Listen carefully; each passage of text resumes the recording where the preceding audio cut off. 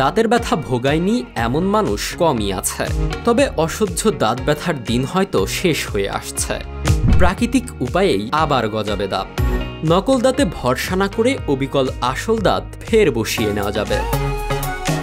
10 বছরের গবেষণার পর দাঁতের চিকিৎসায় এই অভাবনীয় সাফল্য এসেছে লন্ডনের কিংস কলেজের গবেষকদের হাত ধরে। তারা ল্যাবেই এমন একটি উপাদান আবিষ্কার করেছেন যেটি দাঁতের বেড়ে ওঠার জন্য যে পরিবেশ দরকার হয় সেটি দিতে পারছে। অর্থাৎ সেই প্রক্রিয়াতে রোগীর দাঁতের কোষ দিয়েই দাঁতের গঠন শুরু করা সম্ভব হচ্ছে। এই দাঁত রোগীর চোয়ালের গঠনের সঙ্গে খাপ খাইয়ে আপনা আপনি বেড়ে উঠতে পারে। শিশুর জন্মের মাস 6 পর সাধারণত দাঁত উঠতে শুরু করে।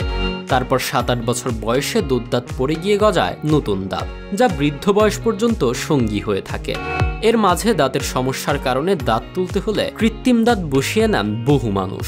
তাতে কয়েক বছর পরই সেই কৃত্রিম দাঁত ফের নড়বড়ে হয়ে যায়। তাছাড়া ইমপ্ল্যান্টের ঝুঁকিও অনেক। এবার আর এইসব পদ্ধতিরই প্রয়োজন হবে না বলে দাবি কিংস কলেজের রিজেনারেটিভ ডেন্টিস্ট্রির ডিরেক্টর ডাক্তার অ্যানা অ্যাঞ্জেলোভা ভোলপনির। তার কথায় তাদের গবেষণাগারের এই আবিষ্কার দাঁতের চিকিৎসায় নবজাগরণ ঘটালো। ডেন্টিস্ট্রি ওরাল অ্যান্ড ক্র্যানিওফেশিয়াল সায়েন্সের গবেষক জুচেন ঝাং জানান, দাঁত মেরামতের জন্য ফিলিং সর্বোত্তম সমাধান নয়।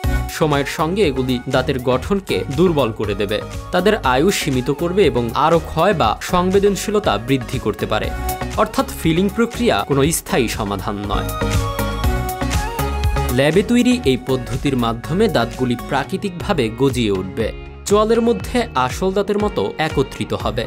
এগুলি শক্তিশালী, দীর্ঘস্থায়ী এবং ঝুঁকিমুক্ত হবে, যা ফিলিং বা ইমপ্ল্যান্টের চেয়ে আরও টেকসই এবং জৈবিকভাবে সামঞ্জস্যপূর্ণ সমাধান এনে দেবে বলে জানান গবেষকরা।